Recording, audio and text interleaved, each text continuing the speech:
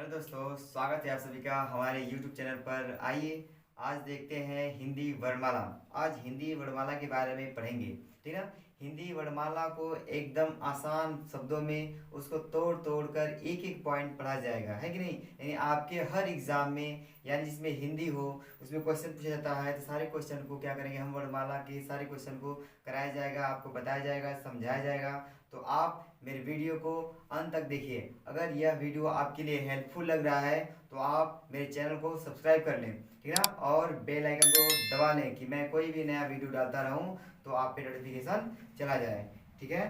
तो आइए दोस्तों, स्वागत करते हैं आप सभी का, और हिंदी वर्णमाला को अच्छे तरीके से और आसान तरीके से समझते हैं, ठीक है। तो आइए देखते हैं वर्णमाला।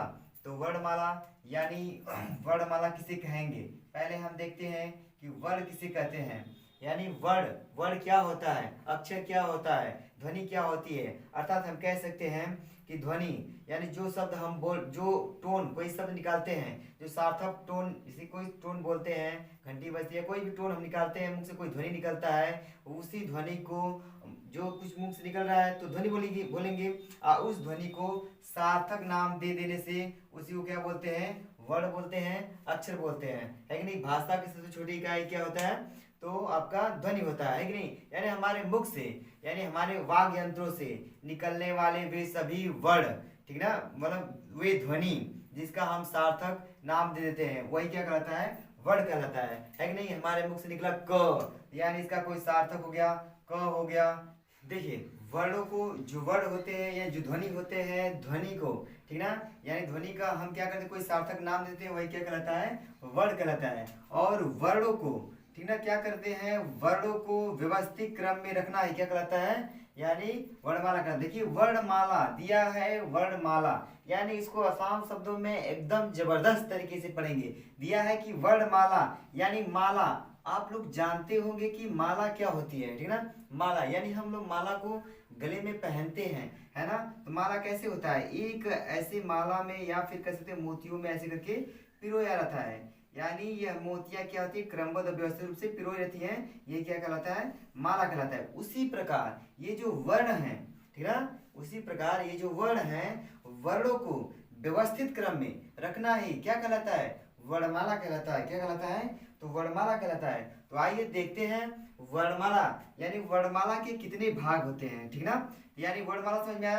यानी वर्णमाला को हम एक शब्द में कह सकते हैं कि वर्णों के व्यवस्थित क्रम को, माला देखो, माला समझ में आ रहा है, माला आप लोग पहनते हो, तो यानी जो माला होता है उसमें क्या होता है, जो मोतियां होती हैं वो पिरोई जाती हैं, अक्रमबद्ध व्यवस्थित ढंग से इसको पिरोई जाती हैं, इसलिए क्या होता है, वो माला कहलाता है। और उसी प्रकार हम क्या है, देखिए हम वर्णों को, वर्णमाला, हिंदी का जो वर्ण होते हैं उसको व्यवस्थित क्रम में क्या करते हैं, उसको रखते हैं, लिखते हैं, पढ़ते हैं, वही क्या कहलाता है, वर्णमाला कहलाता है, ठीक है। तो आइए देखते हैं वर्णमाला के कितने भेद होते हैं। वर्णमाला के कितने भेद होते हैं, तो वर्णमाला के भेद होते हैं आपके, तो कह सकते हैं कि दो, एक होता है स्वर और दूसरा क्या होता है, तो व्यंजन। वर्णमाला कितने भेद होते हैं, तो दो भेद होते हैं, एक होता है स्वर और दूसरा क्या होता है, व्यंजन।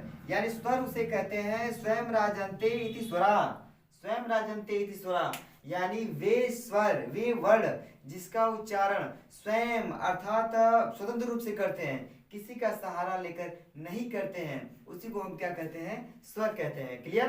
देखिए स्वर किसे कहते हैं, स्वर ध्यान से सुनिएगा, स्वर उसे कहते हैं वे सभी वर्ण, ठीक ना, जो क्या करते हैं, वे सभी वर्ण जो स्वतंत्र रूप से उच्चारण किया जाए, स्वतंत्र रूप से बोले जाए, स्वतंत्र रूप से लिखा जाए, उसे क्या कहते हैं, वर्णमाला कहते हैं, है कि नहीं। और व्यंजन, स्वर कहते हैं। व्यंजन किसे कहते हैं, व्यंजन उसे कहते हैं, ये क्या करता है, ये स्वर की सहायता से बोले जाने वाले वर्ड क्या कहलाते हैं, व्यंजन कहलाते हैं। व्यंजन में देखो जैसे क हो गया, तो क में आपका क्या है, और छिपा हुआ है, तब जाकर ये पूर्ण क्या हुआ, क हो गया, ठीक है। जैसे मानते हैं ख, इसको बोलते हैं ख बोलता है, ख और प्लस और इसमें जोड़ देंगे तो ये बनेगा पूर्ण रूप से क्या, ख बनेगा। क्लियर है, ठीक है। तो इस तरह क्या करते हैं कि हम लोग जबरदस्त तरीके से इसको पढ़ेंगे। व्यंजन इसको बोलते हैं, व्यंजन किसे बोलेंगे, जो स्वरों की सहायता से उच्चारित किया जाए वर्ड क्या कहलाते हैं, व्यंजन कहलाते हैं, ठीक है। आइए देखते हैं स्वर। आपके स्वर जिसे कहते हैं अ हो गया, आ हो गया, ई हो गया, ऐसे करके डाट अह तक क्या है, ये सब स्वर कहलाते हैं। लेकिन हम वर्णों को व्यवस्थित तरीके से पढ़ेंगे कि अयोगवाह किसे कहते हैं, कितने स्वर होते हैं, वर्ण कितने होते हैं, व्यंजन कितने होते हैं, है कि नहीं, उसको कैसे कैसे किस कैटेगरी में रखा गया है, उच्चारण के आधार पर कितने वर्ण होते हैं, स्पर्शी व्यंजन कितने होते हैं, अंतस्थ व्यंजन कितने होते हैं। यानी आपको एकदम प्रैक्टिकली और जबरदस्त तरीके से बता देंगे, ऐसे बता देंगे, ऐसे जबरदस्त तरीके से बताएंगे कि आपको भी रटने की जरूरत नहीं होगी, है कि नहीं। एक बार देखोगे फिर कभी भूलोगे नहीं। क्लियर। तो आइए देखते हैं, यानी स्वर क्लियर हो गया। आइए देखते हैं स्वर में क्या होता है कि आपके सभी स्वर होते हैं। अ हो गया, आ हो गया, छोटी हो गया, बड़ी हो गया, छोटा हूँ, बड़ा हूँ, री, ए, आए, ओ, आओ और अंग और अह। तो आपका देखिए जो क्या होते हैं, वर्ण होते हैं। क्लियर। ये जो स्वर है इसको बोलते हैं अयुग्वाह बोलते हैं। क्या बोलते हैं? अयुग्वाह। अयुग्वाह इसे इसलिए कहा जाता है, इसे कुछ विद्वानों ने कहा अयुग्वाह, यह ना तो स्वर होते हैं और ना ही व्यंजन होते हैं। वे वर्ण क्या कहलाते हैं? अयुग्वाह कहलाते हैं। यह क्या होगा? अयुग्वाह, अंग और अह, अंग्या और अह, अंग और अह। इसको अंग को हम अनुस्वार भी कहते हैं। क्लियर, समझ, ध्यान समझिएगा। अंक को हम अनुस्वार भी कहते हैं। आपका देखिए री, री को भी क्या करते हैं हम? स्वर में नहीं काउंट करते हैं। आपका ये 3 2 5, 5 6 6 और ये 4 10, यानी आपके स्वरों की संख्या कितनी हो गई? तो 10 हो गई। क्यों हो गई, कैसे हो गई, मैंने आपको डिटेल में बता दिया। यानी आपके री को नहीं लिया जाता है और अंग और अ को नहीं। अयुग्वाह, अयुग्वाह वर्ण उसे कहते हैं, वे वर्ण जो न तो स्वर हो ना ही क्या हो व्यंजन हो, वे वर्ण क्या कहते हैं? अयुग्वाह कहलाते हैं। ठीक। आइए देखते हैं, स्वर हो गया। स्वर को डिवाइड करेंगे। आपका स्वर होता है, देखिए स्वर आपका होता है, आपका ह्रस्व स्वर, ह्रस्व स्वर होता है, दीर्घ स्वर होता है और क्या होता है? प्लुत स्वर होता है। ठीक ना। यह मुख्य रूप से स्वर के कितने वो भेद हैं? तो आपके मुख्य रूप से पूछेगा तो मुख्य रूप से स्वर के भेद कितने हैं? 3 हैं। तो कौन कौन? ह्रस्व, दीर्घ और प्लुत। ह्रस्व स्वर कौन होते हैं? यानी एक मात्री स्वर, जिसका उच्चारण करने में एक पल का, क्षण भर का समय लगे, यानी इसको कहा जाता है एक मात्री क्षण, एक मात्री वर्णों का समय लगता है। यानी बोलते हैं इसी पलक झपकने का समय जो लगता है, ठीक ना, नहीं कहते हैं पलक एक बार झपका तो झपक गया। उसी तरह ह्रस्व स्वर को भी बोलेंगे तो पलक झपकने के समान ही उतना ही समय लगता है। आपके ह्रस्व या मूल स्वर होते हैं अ, ई, उ और छोटा ऊ और री। ये आपके क्या कहलाते हैं? ह्रस्व स्वर कहलाते हैं। इसी को हम मूल स्वर भी कहते हैं। मूल स्वर, इन्हीं स्वरों से क्या है आपका दीर्घ स्वर बना है। एक मात्रिक स्वर इसे कहते हैं। अब द्विमात्रिक स्वर, यानी जिसका उच्चारण करने में द्विमात्रा का समय लगे, ठीक है ना, उसे क्या कहते हैं? दीर्घ स्वर कहते हैं। देखिए दीर्घ स्वर में आपका आ जाएगा आ की मात्रा, बड़ी की मात्रा, बड़ा हूं और री, बड़ी की री आ जाएगा ऐसे, ठीक ना, और ए आ जाएगा, आय हो जाएगा, ओ हो जाएगा और अ हो जाएगा। ये आपके क्या हो जाएंगे? तो दीर्घ हो जाएंगे। प्लुत वे वर्ण जो क्या है, जिसका उच्चारण करने में 2 मात्रा से अधिक समय लगे, अर्थात 3 मात्रिक हो, यानी 3 मात्रा का समय लगे, उसे क्या कहते हैं? प्लुत स्वर कहते हैं, है कि नहीं।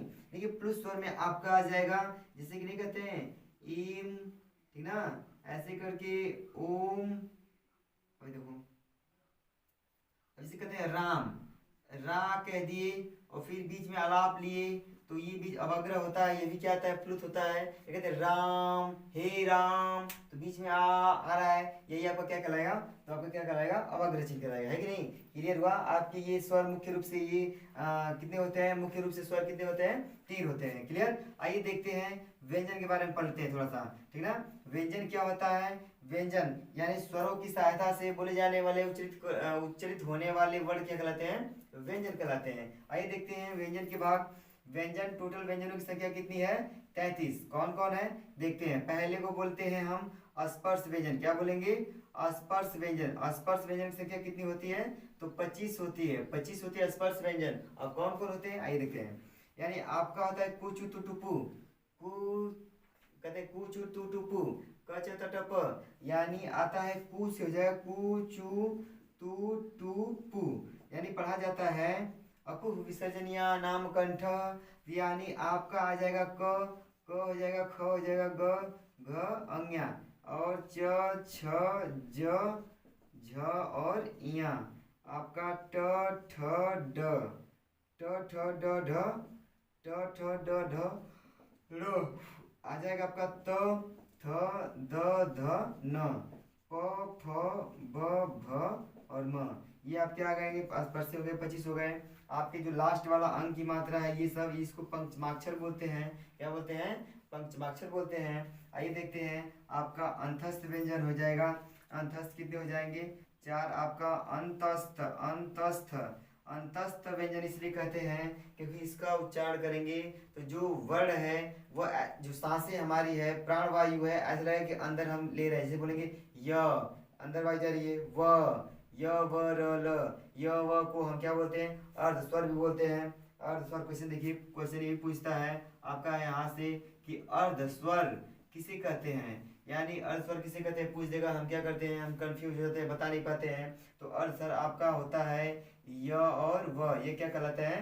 अर्ध स्वर कहलाते हैं। ठीक है ना? आइए देखते हैं अंतस्थ व्यंजन।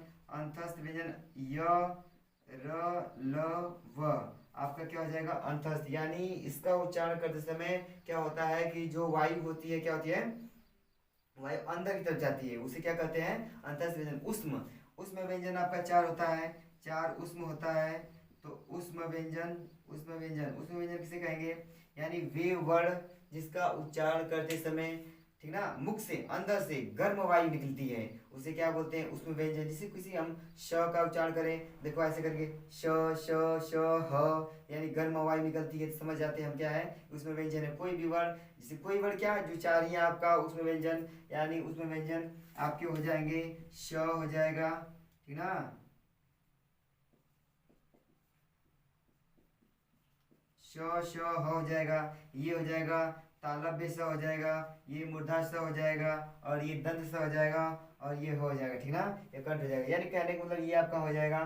तो 25 और 4 4 8, 25 8 कितना हो जाएगा? तो 33। 33 आपके कितने हो गए? व्यंजन हो गए, ठीक ना। आपका संयुक्त अलग से व्यंजन होता है, तो संयुक्त व्यंजन, संयुक्त व्यंजन, संयुक्त व्यंजन अलग से कितना हो गया?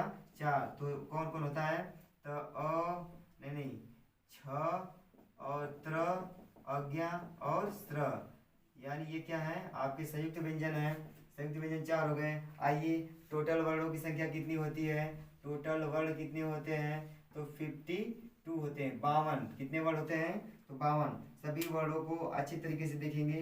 देखिए, यानी 52 क्या होते हैं? वर्ण होते हैं। तो वर्ण कौन कौन से हैं? आइए काउंट करा दें। देखिए, तो आपका जो व्यंजन स्वर कितने होते हैं? तो स्वर आपके हो गए 10। व्यंजन कितने होते हैं? तो व्यंजन आपके हो गए 33। आपका संयुक्त व्यंजन कितने होते हैं? संयुक्त व्यंजन आपका हो गया 4। आपका द्विगुण कितने होते हैं? द्विगुण आपका हो गया 2, ठीक ना। कितना हुआ?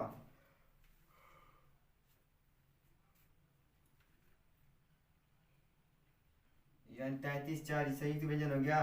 उसमें व्यंजन यह वर्ड टोटल, इसको 13 वर्डों को लेंगे। 3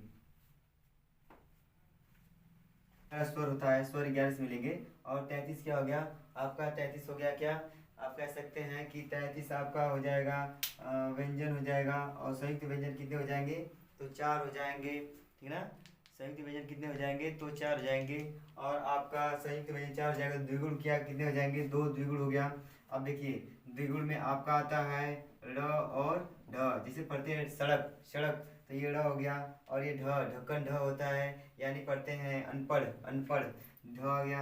यानी देखिए देखिए, ये हो गया र, र बोलते हैं। और अंज्ञा में अंतर होता है, यहाँ पे लगता है अंज्ञा, इसको बोलते हैं, और इसको र बोलते हैं, ढ बोलते हैं, ठीक ना। अब अयोगवा, अयोगवा 2 होते हैं। आपका अंक की मात्रा हो गया और अह की मात्रा, यह आपके क्या है? तो अंक की मात्रा, अह की मात्रा आपका हो गया, क्या हो गया? तो अयोगवा। यानी टोटल आपके कितने हो गए? 52 क्या हो गए? ये वर्ड हो गए, ठीक ना। कितने वर्ड हो गए? तो 52 वर्ड हो गए। द्विगुण वर्ण, देखिए द्विगुण या उत्क्षिप्त कहते हैं, उत्क्षिप्त, उत्क्षिप्त कहते हैं। द्विगुण, द्विगुण या उत्क्षिप्त वर्ण कहते हैं। किसको बोलेंगे? र और ढ को। ये क्वेश्चन पूछता है आपके हर एग्जाम में, क्या करेगा? इस क्वेश्चन को पूछेगा, ठीक ना, कि द्विगुण वर्ण किसे कहते हैं और आपका उचित वर्ण किसे कहते हैं। तो आप क्या कर सकते हैं? द्विगुण और उचित वर्णों को आप छाड़ सकते हैं कि नहीं। यानी सभी बेसिक क्वेश्चन आपका वर्णमाला से आएगा। अब देखिए पूछेगा, यानी आपका आ जाएगा कि उच्चारण स्थान से, ठीक ना। उच्चारण स्थान से यानी किस स्थान से उच्चारित होने वाले वर्ण, तो आपके कह सकते हैं कि हम वाग् यंत्र कितने हैं, तो 5 हैं। 5 वाग् यंत्रों से क्या किया जाता है, उच्चारित किया जाता है, वर्णमाला का हम उच्चारण करते हैं। जैसे देखो यहाँ कंठ हो गया, जिह्वा से कंठ में लगा होती है, यही क्या होती है, कंठिका होती है, यहीं से हमारा कंठ का आवाज निकलता है। फिर तालु हो गया, मूर्धा हो गया, दंत हो गया, ओष्ठ हो गया, सभी क्या है आपके, तो क्या बोलेंगे उसको, तो वाग् यंत्र है। 5 वाग् यंत्र कितने हैं, तो वाग् यंत्र है आपके 5। ठीक है, तो आइए देखते हैं आपका उच्चारण स्थान, ठीक ना। उच्चारण स्थान से भी क्या है आपके क्वेश्चन पूछे जाते हैं। जैसे पहला हो जाएगा अकुह विसर्जनिया, अकुह विसर्जनिया, अकुह विसर्जनिया नाम कंठ, ठीक ना। अकुह विसर्जनिया नाम कंठ, अकुह मतलब अ हो जाएगा, कु मतलब हो जाएगा क ख ग घ और अंग्या, ये कु का मतलब 5 वर्ड आ जाएंगे। विसर्जनिया मतलब विसर्ग हो जाएगा, और ठीक ना, ये सभी कौन से वर्ड हैं, तो कंठ से बोले जाने वाले, ध्यान से देखिएगा, ठीक ना। कंठ से बोले जाने वाले वर्ड अकु विसर्जनिया नाम कंठ। अकु, अ हो गया, क हो गया, कु हो गया, क अ और आ भी होता है, ठीक ना। अकु ह भी है तो ह भी हो जाएगा, आपका ह है, ठीक ना। अ आ और क अंग्या विसर्ग, ये सब क्या है आपके कंठ हैं। दूसरा देखो ईचू यसा नाम, ईचू यसा नाम, ईचू यसा नाम तालु, ईचू यसा नाम तालु, तो छोटी हो गया, इसके साथ बड़ी भी होगा, ठीक ना। और आपका चू हो गया, मतलब च छ ज झ और इया, ठीक ना। ये सब क्या कहलाएंगे आपका, तो हो जाएगा ये क्या है, तो आपका ताल से बोलने वाले वर्ड हो गए, ठीक ना। च छ ज झ इया, और य भी हो जाएगा, और ये तालव्य स भी हो जाएगा। ये आपका सब पूछेगा कि उच्चारण स्थान इसका कहाँ है, इसका उच्चारण स्थान कहाँ है, तो आपका तालु से। जैसे बोलिए च, तो आपकी जो बीच की जीवा है वो क्या करती है, उस पे सट जाती है, मतलब आपके तालु पे चिपकती है, तभी आपका च का प्रोनाउंसिएशन होता है, उच्चारण होता है, ठीक ना। इसलिए च का उच्चारण स्थान क्या होगा, तो तालु होगा। यानी आप देखिए उसका प्रैक्टिकल कीजिए, यानी कोई वर्ड बोल रहे हैं, कोई वर्ड जानना है कि आपका किस स्थान से बोला जा रहा है, तो उसका उच्चारण कीजिए। उच्चारण करेंगे आप, उच्चारण करेंगे तो आपके मुंह समझ में आ जाएगा कि वह कहाँ से बोला जा रहा है। जैसे बोलेंगे क कंठ से, ह देखिए कंठ से निकल रहा है, क ख, और देखिए आपका ग ख ग अंग ये सब कंठ से ह, ये कहते हैं कि वह दुख, तो ह आ रहा है, विसर्ग हो गया, ह भी हो जाएगा कंठ से, आ भी हो जाएगा कंठ से। अब देखिए ईचू या सनाम तालु, यानी ईचू छोटी ई बड़ी, चू मतलब इया, और य और स ये क्या है, तालव्य स है, यानी तालव्य तालु से बोले जाने वाले हैं। ऋतु रसाणाम, ऋतु रसाणाम मूर्धा, ऋतु रसाणाम मूर्धा। अब देखिए री हो गया आपका कहाँ से, मूर्धा से बोले जाने वाला। टू हो गया, टू का मतलब क्या होता है, ट ठ ड और ढ ड़, ये आपका बोले जाने वाला है टू वर्ड से। आपका र भी हो जाएगा, ये मूर्धन्य स इसको बोलते हैं, ये भी हो जाएगा। ये क्या है आपका कंठ से यानी मूर्धा से बोले जाने वाले र बोलो। और र को याद रखना कि आपका जो र है, र को हम क्या कहते हैं, आपका र लुंठित वर्ड भी कहते हैं। क्या कहते हैं, लुंठित वर्ड किसे कहते हैं, र को बोलते हैं। र को क्या कहते हैं, लुंठित वर्ड बोलते हैं। अब देखिए आ गया आपका ल को क्या बोलते हैं, ल आपका पार्श्विक है। कौन सा वर्ड, पार्श्विक वर्ड है, पार्श्विक। देखिए लुंठित इसको क्यों कहा गया है, र का हम उच्चारण करते हैं ऐसा लुढ़क कर बोल रहा है कि नहीं, यानी लुढ़क कर जा रहा है, र बोलिए र, ऐसा लग रहा है वर्ड क्या लुढ़क कर जा रहा है, इसलिए लुंठित नाम रख दिया गया है। और ल पार्श्विक यानी पार्श करके, यानी बोलेंगे ल, जब हम उच्चारण करते हैं तो हमारी जीवा क्या करती है, तालु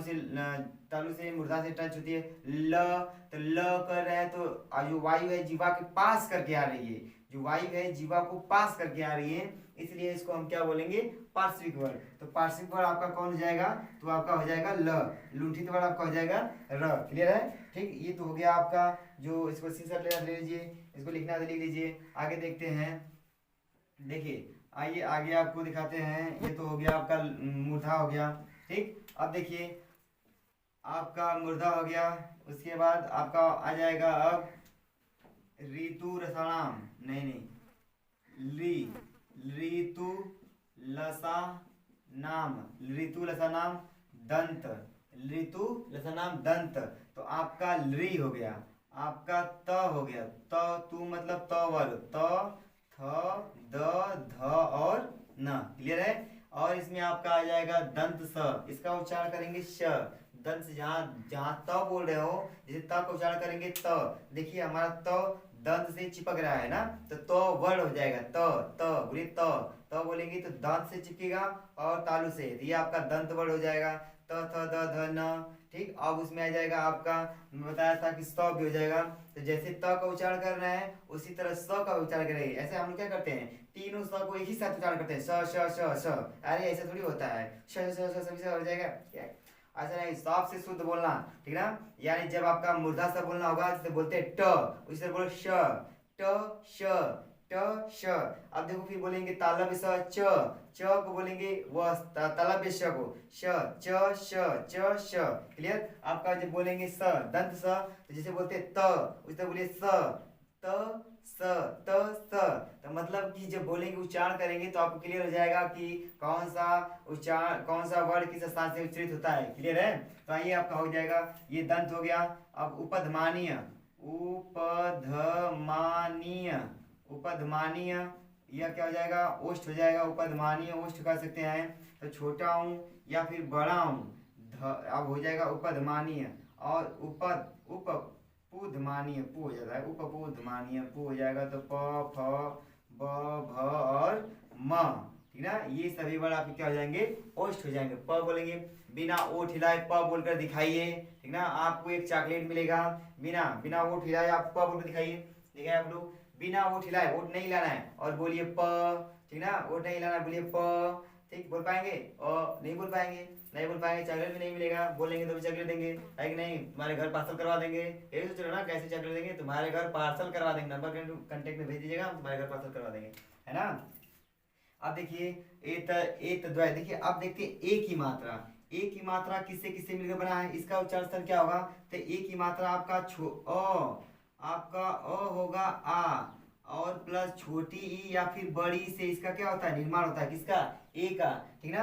तो अ कंठ से है, अ किसे बोला जा रहा है, कंठ से, छोटी बड़ी किससे, तालु से। तो ये हो जाएगा कंठ तालव्य, इसका उच्चारण स्थान क्या हो जाएगा, कंठ तालव्य, कंठ तालव्य, कंठ से भी बोला जाएगा और तालु से भी बोला जाएगा, है कि नहीं। तो आइए फुल एनर्जी के साथ, ए हो गया, इसका दोस्त हो गया आय, इसका बड़ा भाई हो गया। तो आपका अ और आ प्लस मिलकर बनेगा ए, और आय मिलकर क्या बनता है, बड़का आय बनता है, याद रखिएगा। जब आय बन जाएगा तो ये भी कंठ तालव्य हो जाएगा। अब देखिए ओ की मात्रा, ओ की मात्रा कैसे बनता है, दो वर्ड से बनता है, अ हो गया, आ हो गया, प्लस छोटा हूँ और क्या हो जाएगा, बड़ा हूँ, अ आ छोटा हूँ और बड़ा हूँ, ये दो वर्णों से मिलकर क्या बनता है, ओ की मात्रा। तो अ का उच्चारण स्थान क्या है आपका, तो कंठ है।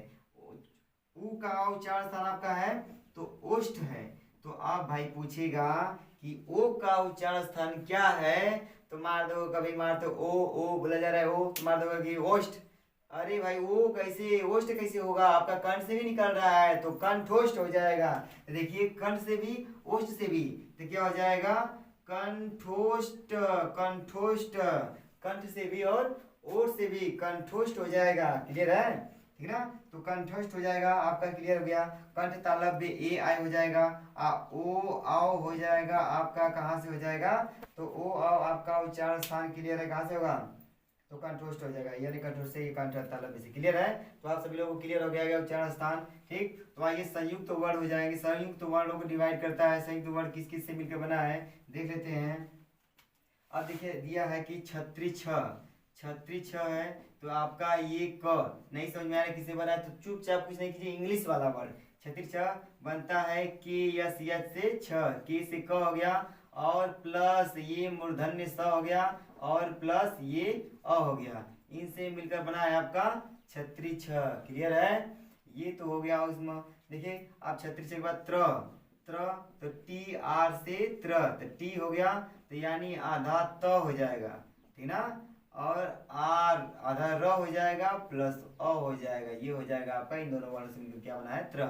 ज्ञानी आप देखिए आधा ज हो जाएगा और प्लस इया और प्लस अ, यानी यह आपका ज्ञानी हो गया। स्र, ठीक ना, तो ये हो जाएगा बड़ा श और प्लस र प्लस हो जाएगा अ, यानी ये आपके संयुक्त व्यंजन हो गए। संयुक्त व्यंजन छत्र आज्ञा और स्त्र, यानी इसको कैसे तोड़ेंगे, मतलब इसको अलग अलग कैसे करेंगे, ये भी क्वेश्चन देता है। तो यानी ये सभी क्वेश्चन आप लोगों के लिए बहुत ही इंपॉर्टेंट है, यानी इसमें बहुत सारे क्वेश्चन छूटे हुए हैं। तो आपका हम नेक्स्ट वीडियो में यानी जबरदस्त तरीके से आपका घोष अघोष, ठीक है, अल्प विराम महाविराम, यानी उसको एक ऐसे ट्रिक के माध्यम से ऐसे जबरदस्त तरीके से बता देंगे, एक बार देखोगे कभी भूलोगे ही नहीं, है कि नहीं। इसमें कंफ्यूजन होता है कि कौन सा घोष है कौन सा घोष है, 4 बार पढ़ोगे 10 बार पढ़ोगे फिर भी वो क्या होता है, भूल जाता है, ठीक ना। लेकिन आज के बाद कभी भूलोगे नहीं, मैंने यानी एक बार मैं बता दूंगा, उसको क्या करोगे एकदम दिमाग में सेट कर जाओगे, ठीक ना। तो यानी आप अपने लाइफ में कुछ बेहतर कीजिए, ठीक ना।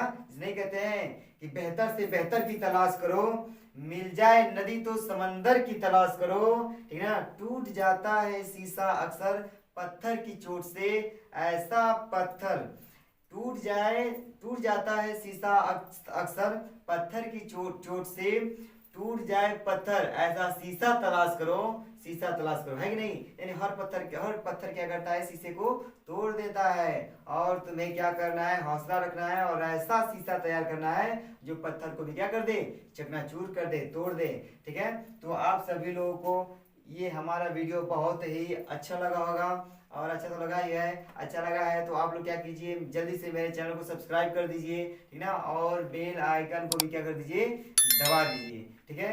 आप सभी लोगों को यह वीडियो देखने के लिए बहुत बहुत धन्यवाद।